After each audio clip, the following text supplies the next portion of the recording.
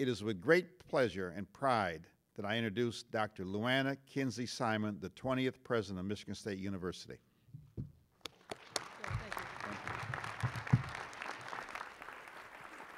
Thank you very much for being here, and for our video audience, thank you for watching.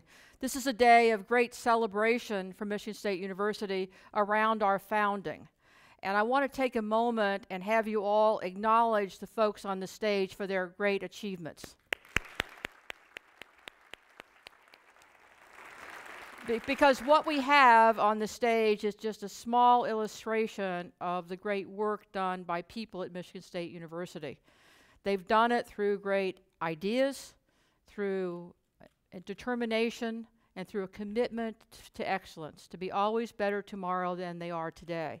And that really is what Michigan State's about. So they exemplify that phrase, Spartans will. One of the things that we've talked about over the last few years since our sexcentennial is really the question of all the challenges facing American higher education, all the criticisms, all the work. And it's interesting to imagine what would be like if the world could create a new kind of university today, because that's how we were founded. We were a place that was supposed to be very unique, a place that could do all the things of the great universities of the time and still open its doors across socioeconomic class. It could define place not simply as a campus, but at that time as a state, and with John Hanna as a world. It would be a place that would really worry about outcomes called student learning, and not simply in a traditional sense, but what students could do with that learning once they left Michigan State University. It was a place that at its beginning was very interdisciplinary. And today you would find that same kind of interdisciplinary focus. It would be a place that would be worrying about the great challenges of the world. So I believe truly that if you were to create a university of today, you'd create us. Now, every university, because it's all people, has its foibles and its flaws. But we're built on this such a proud tradition, and our future is about achieving even greater excellence. There are lots of things we can celebrate today, including all the accomplishments you're going to hear in just a minute. The rankings and the ratings, being among the top 100 universities in the world, and trying always to be better tomorrow. Rankings in U.S. News and World Reports of programs. Research dollars that are near $500 million. The way in which we are interacting through Spartan Impact and the work we have around the state and around the world. All of those things are really critical to our future, and we can be greatly proud of them. But this is also about tomorrow, the work that happened before us. Today we did the dedication of Morrill Plaza. Part of that is a video screen that will give you a chance to meet faculty members from across the ages.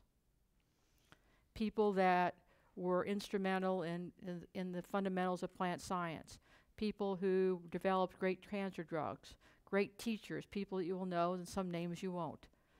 But part of all of that is being sure that we're leaders of change, not simply reacting to change.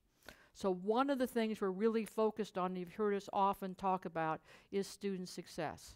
How do we continue to grow value so that people believe that the value of their degree appreciates over time, not simply when they're here, but when they graduate from Michigan State? And that requires a great focus on student success and very innovative programs like the neighborhoods and the media sandbox and other things that we'll learn about and talk about. It requires us to really rethink the nature of education in this new world of technology.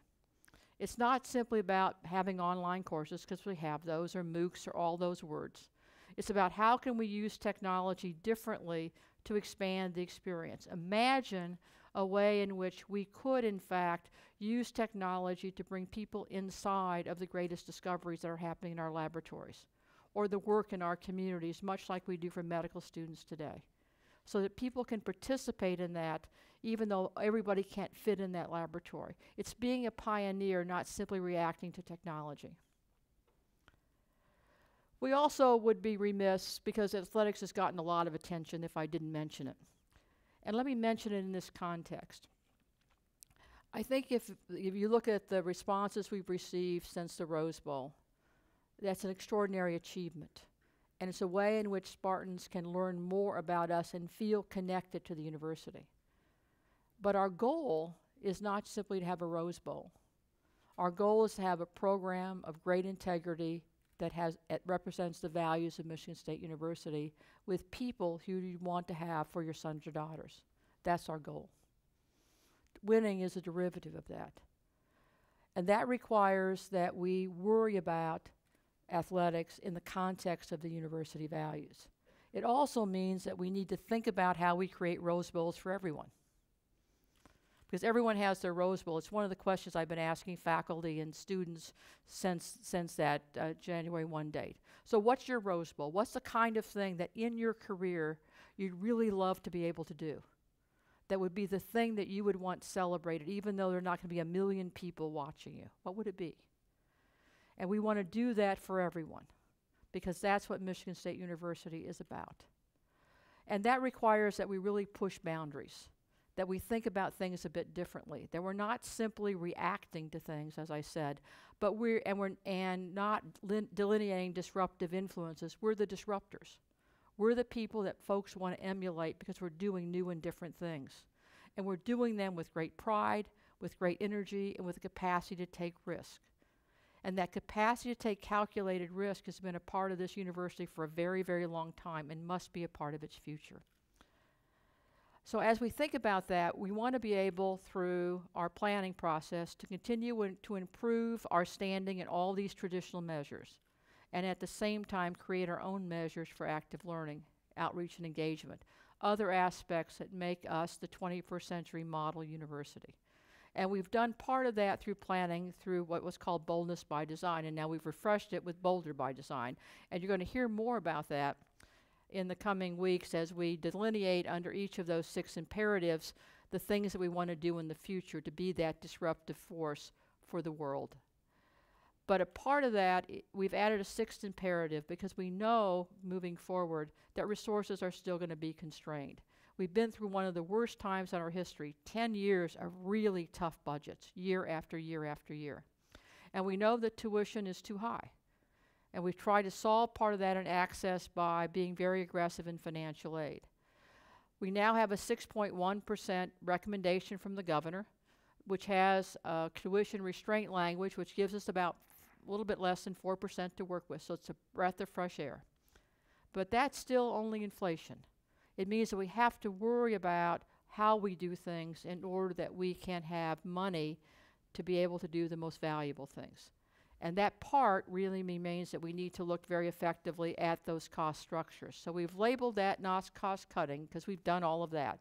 It's how we become a more high-performing organization and really look at what we do very fundamentally in order that we may carefully manage and steward our resources to create better value for our students, our faculty, and our partners.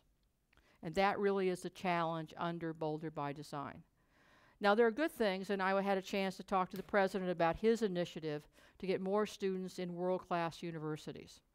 And one of the issues is obviously student debt. If you think about us for student success, and you look at us in comparison to our peers, we have more Pell eligible students than almost the entire Ivy League combined. We've remained a very middle-class university through this difficult time, even though costs have risen. We've been able to have fewer students leaving with loans than our peer institutions. And the average debt of our students is lower than the average debt of students from the other institutions in the Big Ten and also in the AAU. So what we need to do is to think about those issues, but also use Bolder by Design as a way of husbanding our resources internally and also seeking more private support externally, which is why you'll hear about the launch of a capital campaign in the fall. So what Bolder by Design is a clarion call for action and passion that focuses on these 5 original imperatives and this one on high-performing organizations. What we want to do is engage all of you, because we need all of us working together in order to find the next set of solutions. It's not someone sitting in the administration building trying to redesign a process. It's all of us working together. And that's part of what we're asking for under Bolder by Design. Because those things would mean that we have to put our students, our faculty, our partners in the center of this discussion to be sure that we are enabling them to be the best. And I use enabling them to be the best because we'll never be able to force feed education or learning. All we can do is enable people to be better. And that really is the role of education here and around the globe. So we want to be the place, again, by 2020, that is the place that the world would create among the top set of 100+ universities in the world. And we want to be a place that is a national leader in worrying about these issues of cost and education, but more importantly, value. And that requires a great focus on results, not simply on rhetoric. And you'll see more and more measurements and expectations about results in the coming weeks as we lay out the details of Bolder by Design. But the essence of this is to elevate our thinking to inspire more and say yes to good ideas, to accelerate our actions to respond quickly to change, and then to be able to take our assets and align them and integrate them in better ways. The diverse students, faculty, and staff, our people, our technology, our tools, our data, and have them come together in the way in which you would imagine Tom Izzo's team working on the floor as an integrated whole for the purposes of Michigan State University and its role in the world. So that really is what Bolder by Design is about. It's imagination, innovation, risk, persistence, all those things that you would want in anyone that you would work with on a day-to-day basis. So let me close by talking with you and just simply saying thank you. As I move around the world, the times in California in January, what I know is that people care deeply about this university.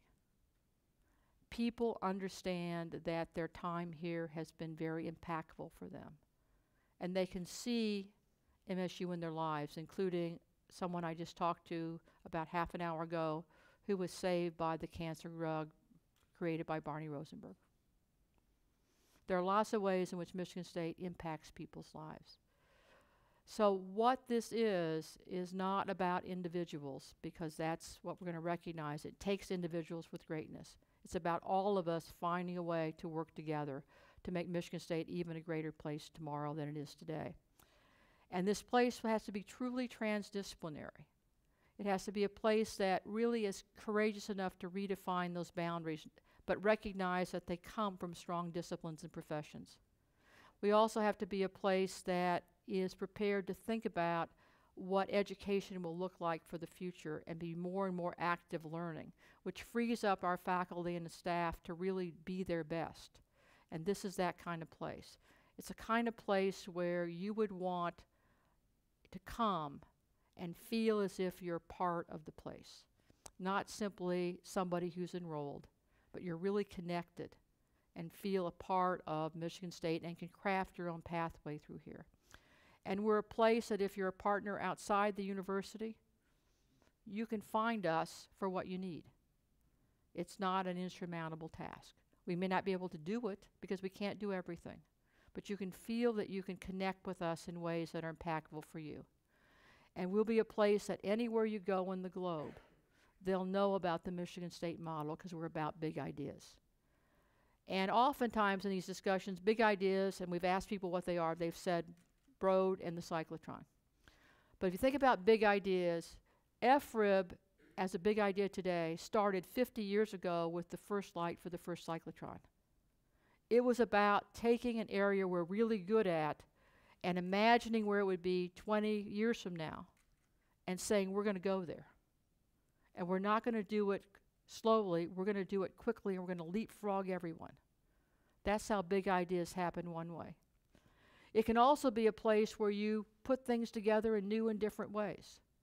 And there are pieces that are already available on the campus that just have to be put together in ways that are new. Beacon would be an example of that, or the neighborhoods. Or we can simply say that we're going to be the best in the world at what we do today, and we're going to build it right here, and that's Broad. And we're not going to be satisfied with something less than the best.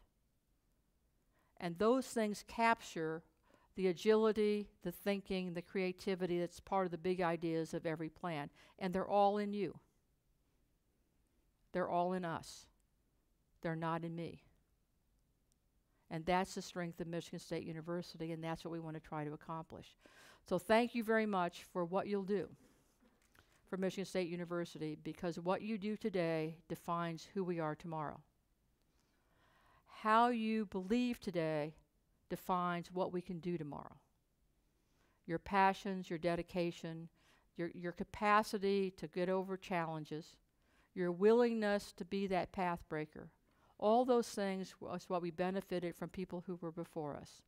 We now have the opportunity to create that future for people we'll never meet or never imagine.